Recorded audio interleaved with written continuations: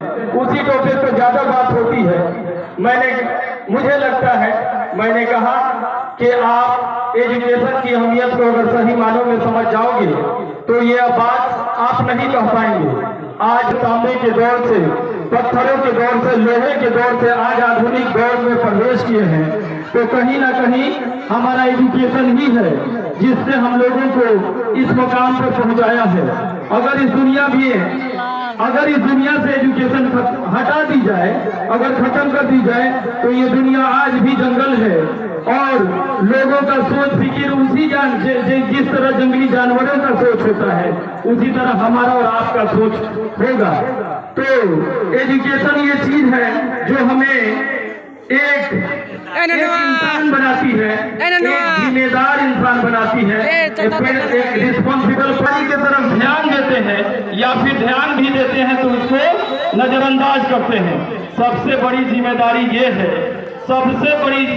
ये है कि हम इस समाज का हिस्सा हैं और इस समाज के हिस्सा होने के नाते हमारी ये जिम्मेदारी बनती है, हमारी ये रिस्पॉन्सिबिलिटी बनती है कि हम समाज में जितने भी कमियां हैं, जितनी भी दिक्कतें हैं, जितनी भी परेशानियां हैं, क्योंकि मैं जलाल पसंद पंचायत का रहने वाला हूं और इस पंचायत के नागरिक होने के नाते ये मेरी सर्वप्रथम जिम्मेदारी है, मेरी रिस्पॉन्सिबिलिटी है कि यहाँ की कमियों को मैं समझूं। और मेरे ही नहीं, इस पंचायत का हर आदमी, हर व्यक्ति की ये जिम्मेदारी है कि अपने घर गृहस्थी को समझने के बाद समाज के बारे में भी सोचे। अगर आप नहीं समझोगे तो वही बात होगी जिस तरह जानवर पशु अपनी जिंदगी के साथ साथ, अपने खाने के साथ साथ अपने बच्चों की भी परवरिश कर लेते हैं, उसी कैटेगरी में, उसी श्रेणी में हमारा भी शुमार होगा, हमारे भी काउंटिंग और हमारी भी गिनती होगी। तो मैं चाहूंगा कि हर कोई समाज के बारे में सोचे। आज जापान दो बार बमबारी हुआ है, दो बार एटम बम जापान पर गिरे, हिरोशिमा नागासाकी पर 2 बार बमबारी अमेरिका के द्वारा की गई। आज फिर भी देखिए, एटम बम गिरने के बाद उस मुल्क का मलियामेट हो जाता है, मगर कितने विल पावर के लोग हैं, कितने शक्तिशाली लोग हैं, कितने सेल्फ कॉन्फिडेंट लोग हैं, उन लोगों को अपने पर कितना भरोसा और एतमाद है। ध्यान से सुनिएगा, पढ़े लिखे लोग भी यहाँ मौजूद हैं और बच्चे भी मौजूद हैं, हमारे गार्जियन मौजूद हैं। हो सकता है शिक्षा में उनकी कमी हो, मगर जिंदगी का तजुर्बा हम लोगों से कई गुना ज्यादा है।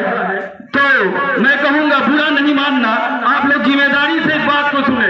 आप लोग जानते होंगे, फिर भी जाने, सिर्फ जानने से भी नहीं होता है, उसको प्रैक्टिकल लाइफ में लाना जरूरी होता है। हम लाख पढ़े लिखे हैं और फिर अपने बारे में जी रहे हैं, तो पढ़ना लिखना सब बेकार है जो आप प्रैक्टिकल लाइफ में उसको नहीं लाते हैं। तो गौर से सुनिए मेरी बात को। तो देखिए, विषय से अलग हुए, बात निकल गई जहन से। कहा था मैं?